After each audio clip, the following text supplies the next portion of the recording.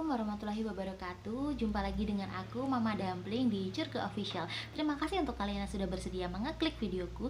Jangan lupa berikan juga like, komen, dan subscribe-nya ya. Nah, seperti yang ada di judul, pada kali ini aku mau bercerita nih tentang pengalamanku pribadi dengan pengalaman ibuku juga, yang akhirnya kami berdua itu mengetahui tentang eh, sebuah perjalanan seseorang yang menggunakan tumbal, atau dia mencari pesugihan dengan mencari tumbal-tumbal yang dimana tumbalnya itu bukan orang lain tapi tumbal kecelakaan yang ada di jalan.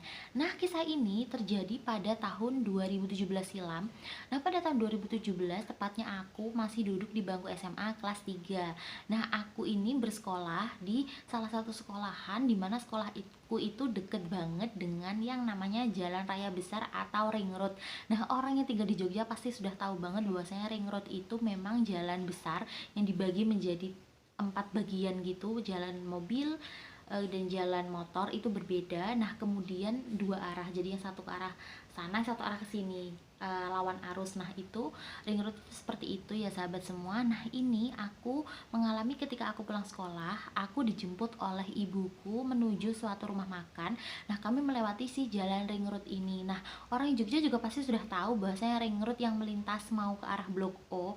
Nah, ke arah Blok O ini itu kan dia sudah sering banget terjadi kecelakaan di situ. Mulai dari kecelakaan tunggal dan meninggal di tempat, kecelakaan busway, kecelakaan mobil, atau kecelakaan apapun yang akhirnya menyebabkan korban itu langsung meninggal di tempat, dan itu sudah banyak banget, tidak terhitung dalam waktu 1 tahun. Nah, akhirnya aku menyadari kenapa di jalan tersebut ada yang aneh. Hingga akhirnya pada waktu itu aku melihat di depan mataku bersama ibuku ketika kita naik motor, ada sebuah mobil Avanza yang membuang bunga yang kemudian ditaruh di dalam plastik beserta air. Dia buang begitu saja ketika dia berada di tengah-tengah jalan perempatan si Ring Road ini tadi. Nah, kemudian aku dan ibuku berusaha untuk mengejar mobil tadi dengan cepat gitu tentunya. Nah, kemudian setelah aku berusaha bertanya nih kepada pemilik mobil tadi, kenapa kok membuang itu ke dalam ke jalan gitu. Dan itu kan seperti bukan air biasa, tapi itu jelas kita tahu itu air syarat atau air yang dibuang untuk bertujuan untuk mencapai sesuatu, karena ada bunganya, bunga setaman ya sahabat semua. Jadi bunga setaman yang biasa untuk kuburan gitu, yang mawar, kemudian melati, kantil, dan lain sebagainya. Nah, akhirnya setelah dibukalah jendela itu, ibuku kaget, ternyata yang membuang adalah temannya sendiri.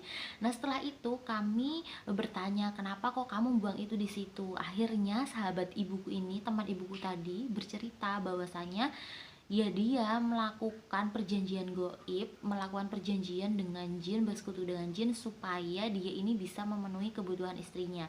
Karena kebutuhan istrinya ini banyak, sehingga dia harus mencari cara instan untuk cepat mendapatkan kekayaan. Nah, akhirnya dia menggunakanlah si tumbal ini. Dia menggunakan perjanjian pesugihan berupa menumbalkan orang lain, karena dia sudah tidak lagi punya keluarga. Dia anak tunggal dan dia orang tuanya sudah meninggal, sehingga dia tidak punya keluarga lagi. Akhirnya dia menumbalkanlah orang lain dengan cara mencari tumbal di jalanan. Nah, ternyata dia sudah melakukan ini selama 4 tahun. Nah, selama 4 tahun ini juga memang ibuku mengenal dia sebagai sosok orang yang kaya raya. Nah, tapi akhirnya dia bercerita bahwasanya dia ada niatan untuk berubah ataupun untuk taubat. Nah, tapi dia belum tahu kapan, karena dia merasa dia masih sayang dengan istrinya dan masih harus tetap memenuhi kebutuhan istrinya tadi. Akhirnya si bapak ini bercerita bahwasanya awal mula dia mengambil pesugihan itu adalah ketika pada tahun 2015 itu bapaknya itu mengalami kebangkrutan karena perusahaannya itu sedang ditipu oleh sahabatnya sendiri. Nah, akhirnya ketika bangkrut tadi, si istri tidak bisa menerima bapak ini bahwasanya suaminya jatuh miskin. Nah, akhirnya bapak tadi berusaha mencari kerja kemanapun, tapi tidak ada satupun yang mau menerima bapak ini, karena di sisi lain usianya sudah beranjak lebih dari 35 tahun. Akhirnya sudah jarang orang yang mau menerima untuk bekerja di perusahaannya. Akhirnya bapak ini bertemu dengan salah satu orang pada waktu itu di salah satu tempat makan angkringan kecil, yang akhirnya mengajak bapak ini untuk terjun ke dunia pesugihan ini tadi.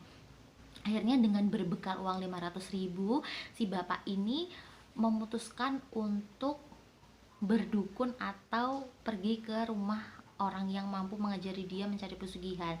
Nah, akhirnya dia ini mencari pesugihan di pantai selatan. Dia mencari pesugihan di pantai selatan, dibantu oleh dukun ini tadi, menjalani berbagai banyak ritual. Dia menjalani salah satunya adalah ritual menyelam selama 2 jam. Jadi bapak ini menyelam di pantai itu selama 2 jam, kemudian diiringi dengan semedi-semedi dan juga rapalan-rapalan kejawen dan lain sebagainya, sampai akhirnya bapak ini ditemui oleh sosok ular besar. Dan bapak ini tidak boleh takut. Bapak ini bercerita, awalnya saya itu takut ketika sudah dikasih tahu di awal, nanti ketika kamu didatangi oleh ular besar, kamu jangan takut. Nah, tapi kalau kamu takut berarti kamu gagal, kamu tidak bisa menjadi orang kaya. Nah, akhirnya bapak ini memberanikan diri. Akhirnya ketika 2 jam tadi dia bersemedi, ditambah lagi dengan ritual-ritual yang sebelumnya sudah dia lakukan selama 1 minggu, akhirnya di hari ketujuh itu dia bertemu dengan sosok ular itu.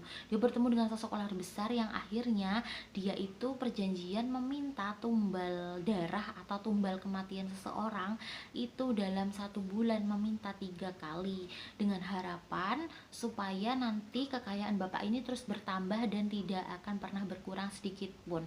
Akhirnya tanpa bekerja pun bapak ini tetap bisa mendapatkan duit, tapi akhirnya karena si bapak ini merasa takut dicurigai oleh keluarganya, akhirnya dia berusaha untuk membuka usaha warung sayur atau warung toko sayur mentah.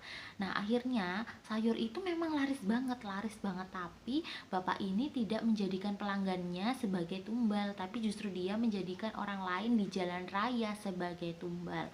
Nah, setiap sebulan 3 kali dia itu akan membuang air bunga, di mana air bunga itu ketika dibuangkan begitu saja, nah orang yang menginjak pertama tadi dialah yang akan menjadi tumbal untuk pesugihan si bapak ini. Nah, akhirnya mendengar perjalanan kisah pencari pesugihan dari teman ibuku ini, akhirnya aku memutuskan juga untuk berkata kepada bapak itu bahwasanya apa yang dia lakukan adalah salah, bahwasanya ketika kita bersekutu dengan jin pastilah juga ada sesuatu yang akan diambil dari diri kita, akan ada sesuatu yang diambil dari kehidupan kita. Jadi sebisa mungkin ketika kita bisa berhenti, berhentilah.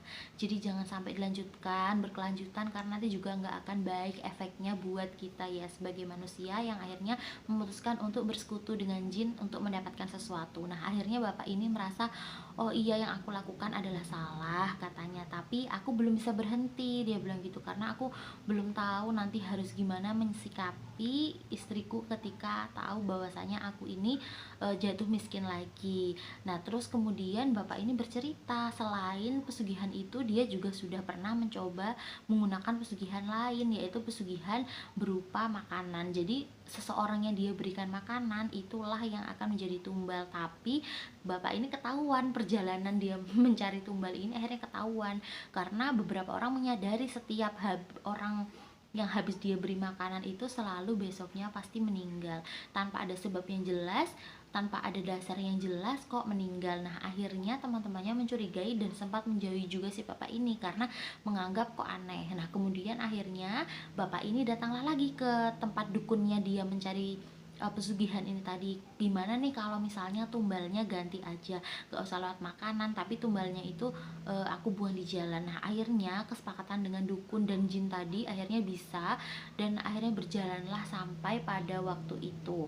Nah, kemudian untuk sekarang aku tidak pernah tahu lagi kabar bapak itu, tapi bapak itu sudah mengizinkan aku untuk menceritakan asal tidak menyebutkan namanya. Nah, itu sih ya teman-teman yang mau aku sampaikan, cerita singkat dari aku, bahwasanya jangan sampai nih kita tuh menghalalkan segala cara untuk mencari rezeki, karena bagaimanapun kita itu sudah memiliki rezeki masing-masing yang tercatat, yang kita bawa dari lahir.